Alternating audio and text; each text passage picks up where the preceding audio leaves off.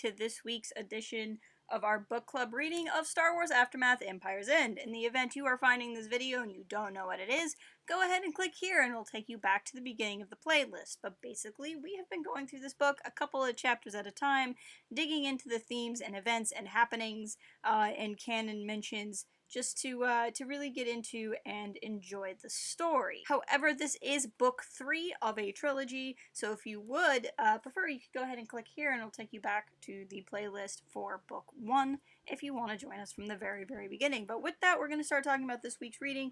This week we had chapter 30, chapter 31, and an interlude in between them. So starting with chapter 30, we find Jaz trapped on the ship. When we last saw her, she was helping Nora get away by distracting the group of bounty hunters that is after Jaz. They're not really after Nora. So with that, Nora was able to get away with Bones. Jaz is tied up, very similarly to how they had Swift tied up, and Swift is messing with her and just reveling in his supposed victory.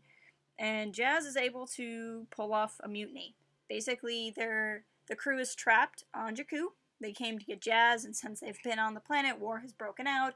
They can't leave, even if they have clearance codes for one side. The other side will shoot them out of the sky if they don't know who they are. So they're pretty stuck. They're pretty on edge. And Jaz is like, "We're going after this really high-ranking person. If you come and help us out, you'll get the same deal I'm getting from the New Republic, which is a bunch of money and immunity," which of course Jaz is lying about, but they don't know that. Dengar is on this crew. We had seen Dengar and Swift in a interlude in the first book. It was Interlude 7, the interlude on Coronet City in the first book. And we meet Dengar and Swift, and they're fighting. They're not getting along. So here we are in the third book, and Dengar is working for Swift. Presumably doesn't like him a whole lot, based off of that interlude we met them in, and is really open to what Jaz has to say. Immunity being a big thing because it looks like the New Republic is going to ultimately win the war. Now, what's really interesting here is Dengar says that he'll listen to Jaz because of her Aunt Sugi, that Dengar and Sugi had worked together before. Of course, Imbo is there, and we've already seen in this book that Imbo feels for that connection, and it's just kind of ironic that Jaz has spent so much of these books running from her aunt's legacy, trying not to be a bounty hunter like her aunt was, and then ultimately it's those friendships that her aunt forged that are helping Jaz out now, that are helping rescue Jaz now. But as I said, ultimately, Jaz's lies get through to Dengar and Imbo. They shove Swift out of the back of his ship. There is a third bounty hunter, a Rodian, and she's just kind of along for the ride. So with that, Jaz takes control, and they head off to go, presumably, find Nora and give her some backup. But that's going to take us to Interlude 7, which is on Bespin. This interlude is probably what I want to talk to you all the most about from this group of reading, as is common with interludes. And I want to start right with the opening line. This interlude is between Lando and Lobot, and the line of "Lobot, we're home," when Lando gets back to Cloud City, where he used to be the Baron Administrator, reminds me a little bit of a scene we first saw in the Force Awakens trailer. Chewie, we're home. And a scene we ultimately saw in the Force Awakens. And obviously this book is coming out well after the Force Awakens came out, so to me this is a very direct parallel, a very intentional parallel. You have Lando with Lobot, you know, his partner, in the same way that Chewie is Han's partner. They're kind of going on their journey too, and this sets up some really good themes that are gonna come in. But really quick before we get to that, there's a ton of really cool references to different things that are in Lando's casino. There's a Jubilee wheel, which is both a game from Star Wars Legends and a location from Star Wars Legends. And then they have games like Pazak, which is from Knights of the Old Republic. There's a ton of Old Republic references in these books, even one that we saw last week, and as a fan of the Old Republic, that's always really fun. So this was a good interlude for Easter eggs and finding little things, but ultimately this is an interlude about Lando returning to Cloud City, and a big kind of mental journey for Lando on this is it talks about how his whole life he wanted to be neutral. He didn't care about the Republic or the whoever or the Empire and the rebels, and that he just wanted to have a thing where everyone's happy. And then the war that he got caught up in, he couldn't remain neutral because the war didn't let you remain neutral, that you do ultimately have to pick a side. This comes up in a conversation where he needs to restaff, right? Like he's going to try to rebuild Cloud City, and he tells Lobot to hire people and to specifically hire refugees. And he talks about how he doesn't want to take in refugees, like he doesn't want to have refugee camps where people like find their ground in, but he will specifically hire refugees because that's the kind of deal that he thinks is the best kind of deal. Is everyone gets something, everyone's happy. So the refugees get a job, he gets employees, as opposed to somebody getting something and him supposedly not getting anything out of the relationship. So he's still Lando. Lando, while is ultimately a good guy, is not an altruistic guy, at least still not at this point in his life. Ironically, that was always more Han's gig. And I like showing Lando's morality, and I like seeing Lando's morality. It's not the same kind, again, at least at this point in time in his life, as Han. He is the guy that will join the rebellion and is the guy that will fight. He's not the guy that is always looking out for the other guy. He's still kind of looking out for himself. He's just reached a point where Lando looking out for Lando doesn't have to hurt anyone else, if that makes sense. Now, we had seen Cloud City in this book, or in this trilogy prior. Again, if you go back to Aftermath Prime and look at Interlude 14, there's an Imperial governor that was dealing with some stuff, and he was lying and saying that Palps is still alive, and this is the governor that Lando is now facing up against and trying to oust. He is cornered in a section of the city. Lando offers up a deal, basically, to the Imperials inside. Is like, hey, you've lost, you're trapped. I'm not going to prosecute you. I'm not going to catch you. I'll, let you kind of go on and do what you got to do, but you got to turn your, you got to surrender. And everybody but this governor does. I just realized you can see my TV light flashing on me. I'm going to turn it off. It's in this as Lando learns how to lead, how to be a leader with all of this stuff. He gets a line that Leia told him, which is, the rebellion is easy, governing is hard. And that's kind of the lesson that everyone's learning. A big theme, really, throughout the Aftermath books. Lando and Lobot then bicker a bit because Lando has to get a gift for baby Ben's birth. And Lando's like, didn't I just buy them a wedding gift? And Lobot's like, it's been a while, and also, no, you didn't buy them a wedding gift. And so that becomes a fun thing. And then eventually, Lando has this really snazzy blaster, and he wants to give it to Ben. And Lobot's like, you can't give a kid a gun, and it's this whole very Lando-esque kind of story, and I'll get to what gets done there in a second. We get another Knights of the Old Republic reference. Lando's talking about a game called 6-Card Gizka. Gizka is the Porg of Knights of the Old Republic, basically, and one of my favorite creatures. Lando's trying to pick out this gift for Ben.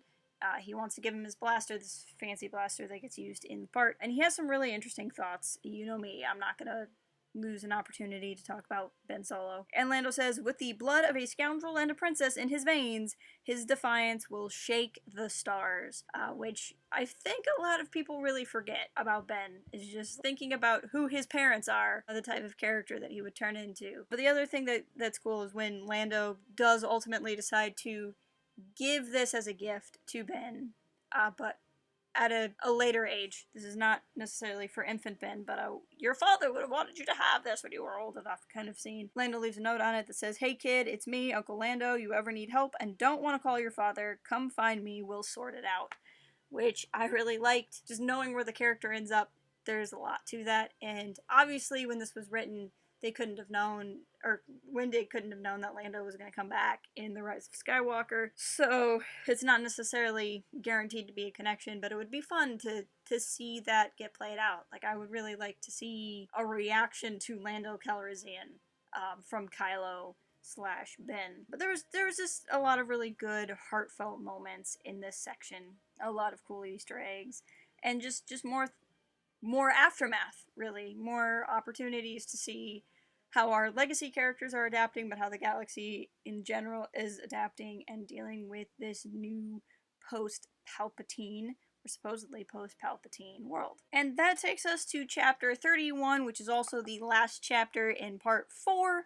We will be hitting part 5 after this. And we find Sloane and Brenton on their observation platform, and once again Sloane has kind of lost all hope for her empire. Where we last left her, she was wondering, was her empire always evil? How much has she always been manipulated by people like Rax? And this has kind of taken her back into despair of she's not going to have her empire, and she might, her empire might not even have existed. But what's driving her crazy, she still can't figure out what Rax's endgame is.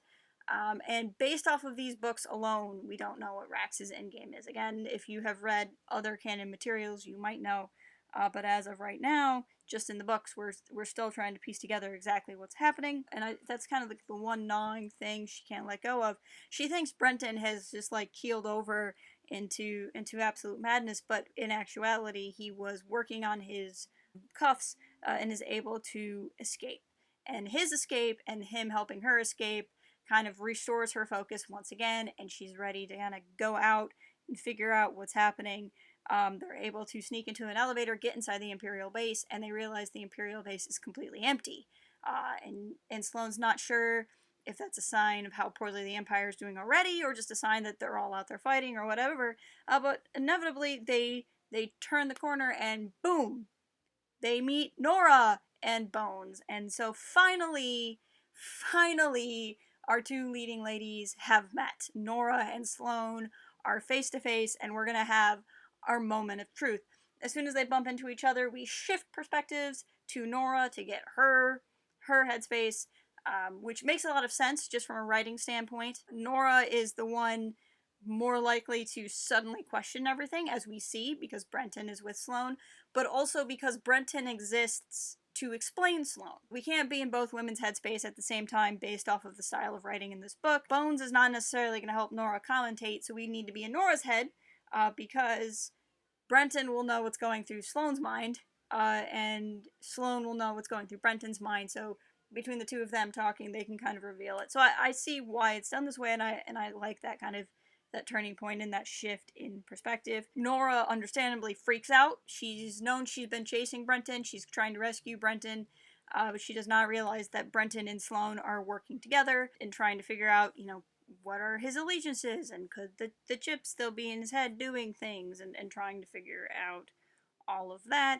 And during the confrontation, Brenton and Sloane explain that Sloane is not really the one that Nora wants, that it's really this Rax, and that Sloane is on the edges of her empire. And Nora certainly doesn't trust them. In fact, she uses Bones to kind of strong arm them, but ultimately decides to go along for the ride, that she's going to trust what Brenton has to say. This is a big moment for Nora. She has to kind of let go of this whole journey that she's been trying to go between justice and revenge this whole time, and the idea of not only could justice or revenge be the right or wrong thing, but that she might have been contemplating this question on not even the right person, and that she has to trust her husband that she thought was dead. And this is really kind of the moment where all of the threads come together for her.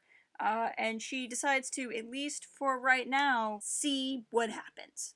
And so this is a point in the story that I've been waiting for these characters to be together. But with that, that's really what I have to say about this week. There's a lot of really cool things that happened, right?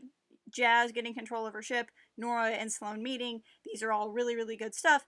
But the actual aftermath of that, and the actual aftermath of all of that to discuss, we'll know more when we read the chapters to see how it plays out. It was really that interlude that had the kind of fun tidbits. For next week, we're going to read kind of a hefty chunk, because basically what happens is we have an interlude, which is an important interlude. It's actually an interlude that's a prelude on the Imperialists from 25 years ago, which is going to give us a little bit of information. But then we're going to do chapter 32, which is just 2 pages, 2-3 pages. And then we're going to do chapter 33, which is really thick. So unfortunately, there was just no good way to balance this out, especially as we're trying to get to the end of the book. So we're going to read a big chunk. We're going to read this interlude, chapter 32 and 33. And it'll be fine. And we'll be wrapping this book up very shortly. And I'm very excited to be able to discuss the end of the book with you guys. And actually start on something different, which would be really exciting. With that, please leave me a comment on what you're thinking about the story so far, anything you noticed this time around that you want to talk about. I always love talking to you guys. If you're not already, please follow us on all of the socials and connect to us in other ways, and I will talk to you guys next week.